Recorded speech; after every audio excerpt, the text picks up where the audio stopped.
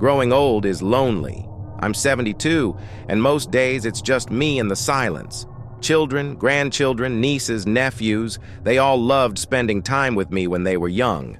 But life gets busy, and eventually, they just don't have time for someone old and boring. I get it, I really do. But not my son. At 33, he never drifted away.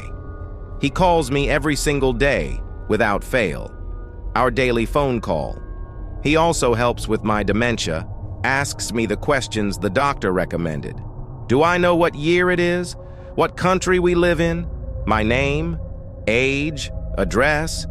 It's supposed to keep my mind sharp. Lately, though, something's been off about our calls. Could be my dementia, but sometimes I hear strange noises in the background. Static, distant voices, whispers. He says it's just a bad connection or blames the TV. For the past 3 weeks, my son has been planning to visit me. I'm in Missouri, and he's out in California, so it's not easy. But today's the day. He's on his way. And as always, even though he's coming to see me, we had our daily call. We went through the usual questions.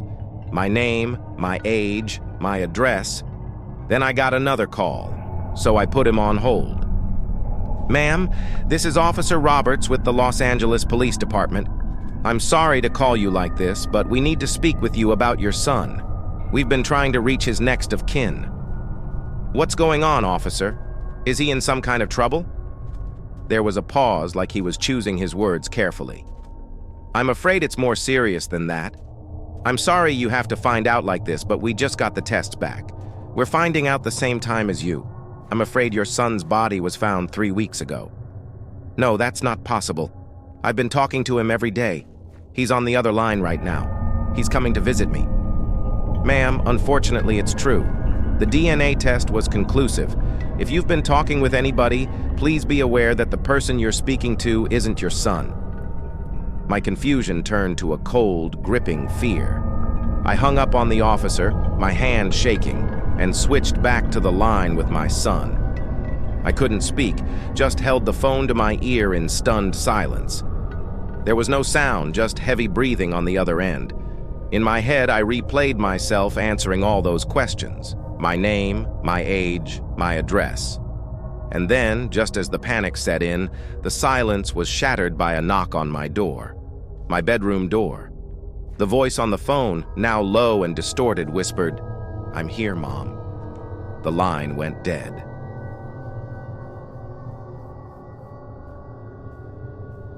In 3rd grade, I had this strange short teacher named Mrs. Todd.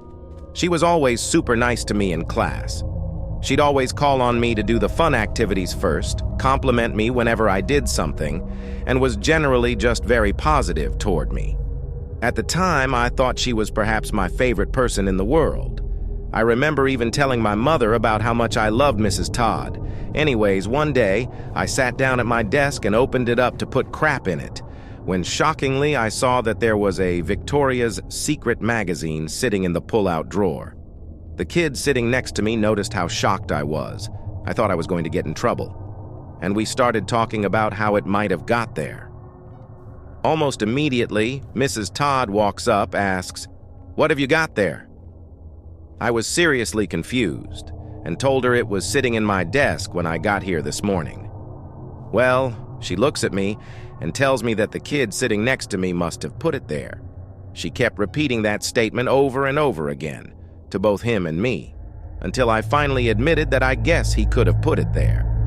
Maybe a few days after that, she approached me after class to tell me about this special field trip I could go on if I kept doing good in class. It would be a trip with just her and I to the Gulf of Mexico for the weekend. I remember being really excited about it at the time. However, suddenly she got replaced at the school, and we got this new teacher that didn't like me as much. I was so heartbroken at the time. It wasn't until many years later that I realized how fucked up that situation was.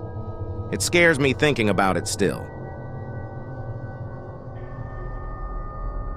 So it was early 2023, I was seeing this friend, and I've gotten to know and care about on a different level. So Kay, is how I'm referring to her, was very into the paranormal like I was, but she actually had multiple of paranormal experiences. She's seen actual spirits, talked to them, felt their energies, all of the above. And Kay is actually a witch. She has done spells, even has done some on people, and it actually worked. So there's me, someone who is a skeptic but really want to believe in them. So she shares me her stories, and I'm thinking they're really cool and intriguing.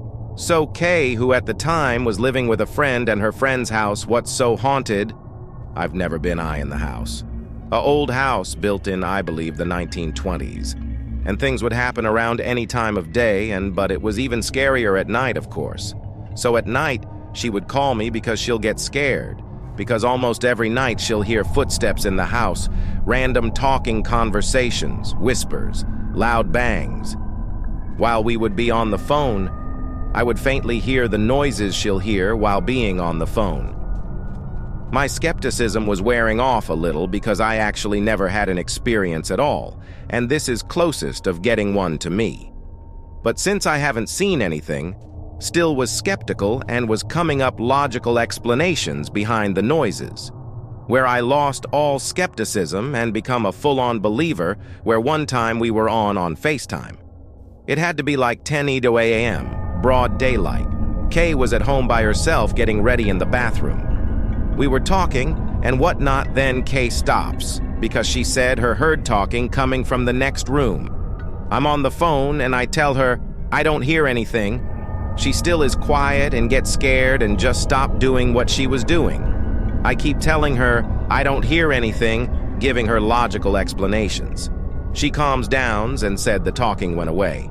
We kept going on like nothing happened, so when Kay is about done in the bathroom, mind you, we are on FaceTime like it's 10:30, 11 a.m. broad daylight, she looks in the mirror to check her face like you know us people do when looking in mirror.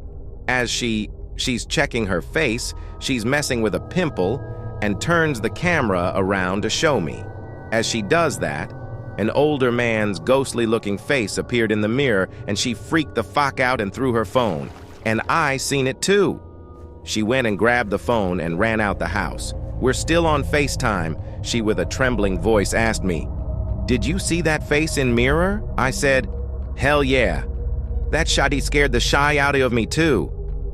And it was so crazy because the shotty felt like something out of a paranormal movie. I was so fucking convinced that ghosts were real, I was fucking freaked out, dude.